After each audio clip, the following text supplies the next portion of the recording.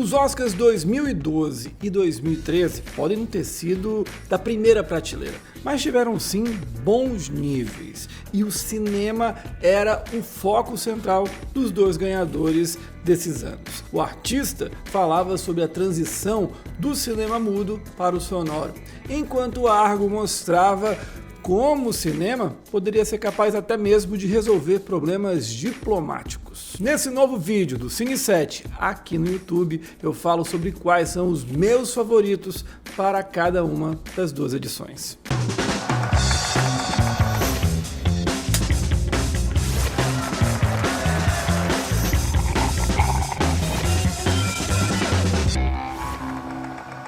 O Oscar 2012 teve na categoria máxima 4 gigantes do cinema americano: Terrence Malick, Steven Spielberg, Martin Scorsese e Woody Allen.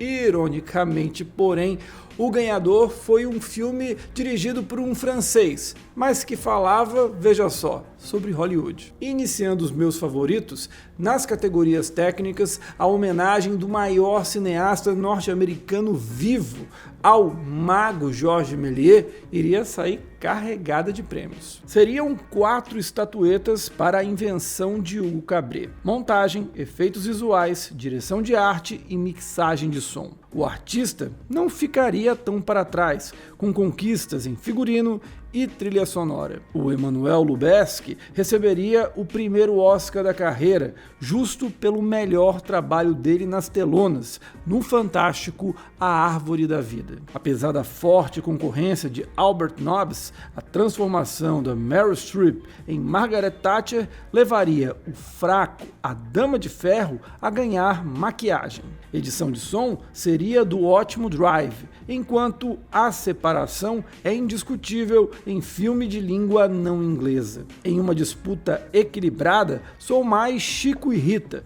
homenagem à música latina em animação. E sim, eu seria bastante bairrista fácil para ver o Carlinhos Brown e o Sérgio Mendes faturarem o Oscar de canção original com Real in Rio. Já em roteiro adaptado, eu admito que seria bem complicado, porque vejo 5 roteiros bastante competentes, mas nenhum que se destaca, que você diga esse aqui é o melhor disparado.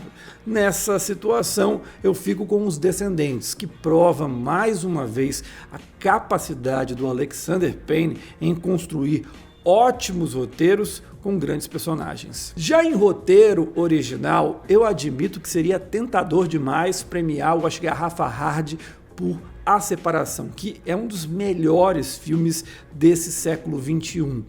Porém, aqui eu fico com o Woody Allen em Meia-Noite em Paris. A ideia é simples: você pegar um sujeito e colocá-lo em outra época, mas a leveza, a inteligência, os diálogos pra lá de espirituosos, brincando com personagens gigantes, lendas da cultura mundial, Hemingway, Salvador Dalí, por aí vai.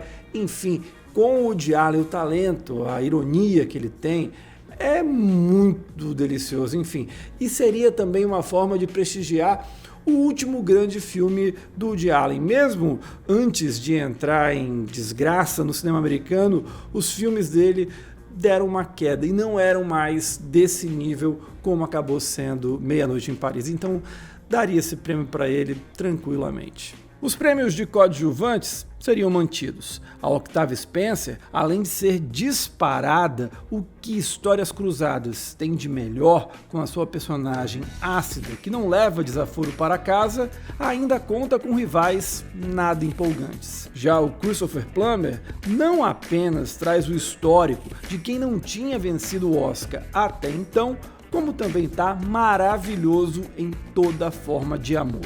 A coragem e o desprendimento para interpretar graciosamente o pai gay do Ian McGregor roubam a cena totalmente nessa simpática comédia romântica. Por mais que eu seja fã do excelente desempenho do Gary Oldman em O Espião que Sabia Demais, acho que o Jean Dujardin está no papel da vida dele em O Artista. Charme, simpatia e canastrice se complementam em uma produção que ele encanta o público e carrega o filme em uma parceria muito bem construída. construída ao lado da Berenice Bejo.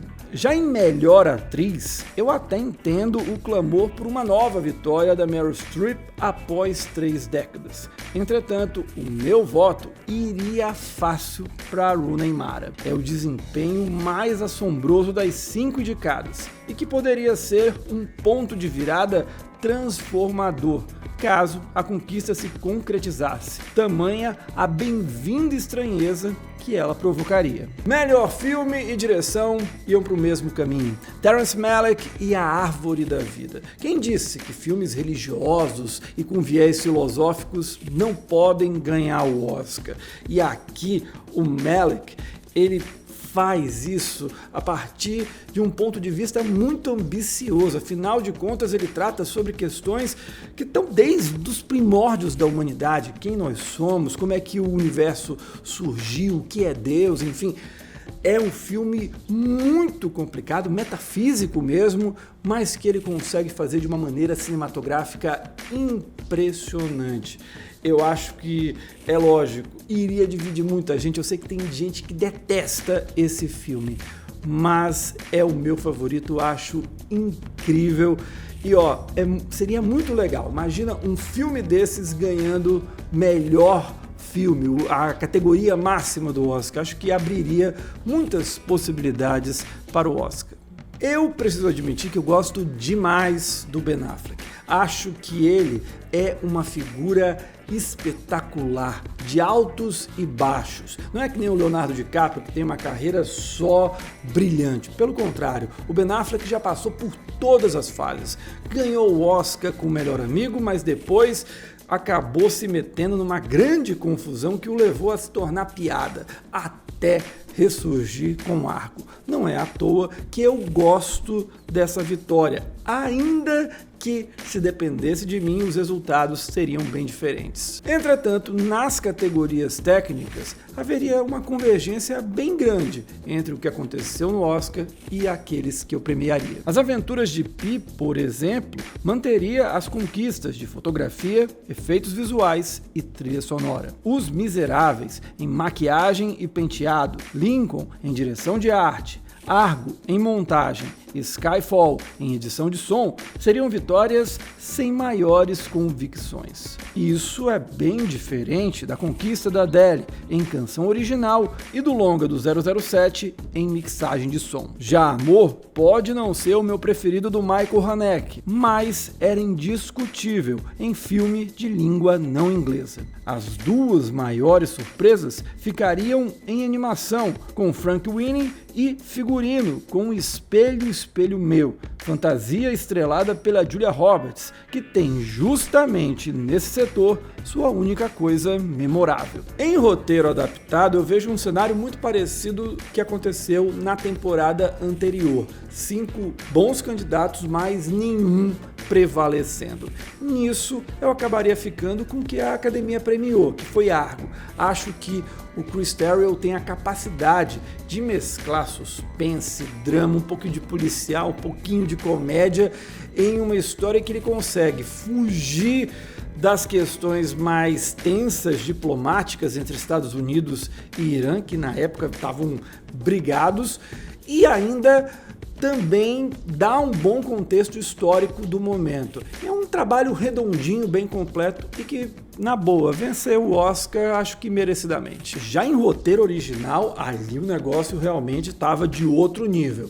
Quentin Tarantino, Wes Anderson e também o Michael Haneke. Porém, o meu favorito é o Mark Boal, de A Hora Mais Escura. E ele faz um trabalho que eu acho muito especial, porque poderia ter sido aquela patriotada, mostrando como os Estados Unidos é maravilhoso, encontrou o Osama Bin Laden e acabou o matando. Só que não, ele pega isso, é claro, tá ali na história, mas ele mostra os podres também. Como a chegada ao Osama Bin Laden veio por cima de muitas torturas, muito de respeito aos direitos humanos de vários prisioneiros. Então, ele tocar nesse vespeiro, no momento em que isso começava a entrar no radar da mídia mundial, da própria Hollywood, é de uma coragem muito grande. Não à toa, o filme foi extremamente contestado, o governo norte-americano foi em cima, mas o Mark Boal e a Kathryn Bigelow, eles bancaram, e acho isso realmente impressionante. O roteiro faz essa narrativa, mostra tudo isso de forma muito precisa e, como eu volto a dizer, extremamente corajosa. Oscar que deveria ter sido dele e não do Quentin Tarantino, que ali acabou acho que ganhando mais por tradição. Ganhou, mas para mim era do Mark Boal. Como o bait da Anne Hathaway não me convence em nada, o Oscar de atriz coadjuvante seria para Ellen Hunt, excelente em As Sessões. Já em Melhor Atriz, por mais que eu realmente goste da Jennifer Lawrence em O Lado Bom da Vida, a Emmanuelle Rivat comove com toda a fragilidade na companhia do Jean-Louis Trintignant em Amor. É daqueles resultados que somente o marketing explica. Nas categorias masculinas, domínio de um mestre. A dobradinha Philip Seymour Hoffman e Joaquin Phoenix cria um jogo de tensão permanente em relação aos protagonistas desse filmaço do Paul Thomas Anderson. Somente a cena na cadeia era suficiente para as duas estatuetas.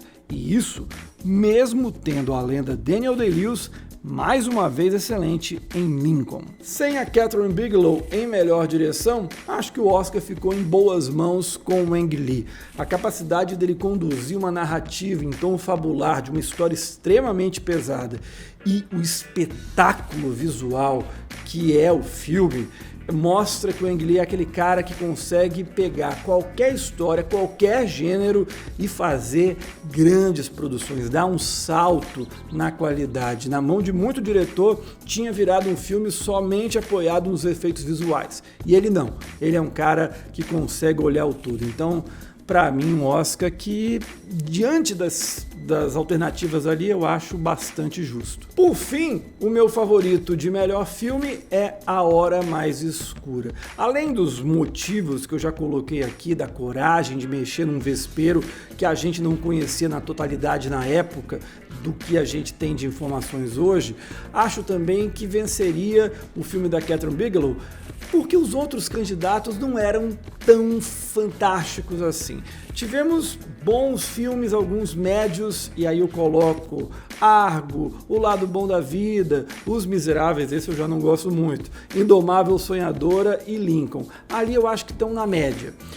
Amor, acho que o elenco é muito forte, tem uma ambientação muito boa, mas a mão pesada do Haneke em certos momentos me incomoda demais.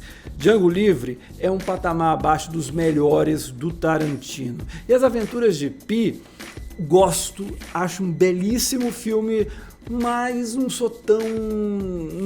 não pega pra mim, não é um filme que me comove tanto quanto, por exemplo, A Hora Mais Escura. Então, acaba sendo o meu favorito em uma temporada que eu volto a dizer, foi boa, mas não de primeiro nível, e isso ajuda a explicar essa minha escolha pelo filme da Bigelow. Gostou do vídeo? Então curte, compartilhe, claro, se inscreve e ative as notificações aqui do canal. Eu volto na próxima segunda, continuando esse especial, falando dos meus favoritos para os Oscars de 2014 e 2015. A gente se encontra, até lá, tchau!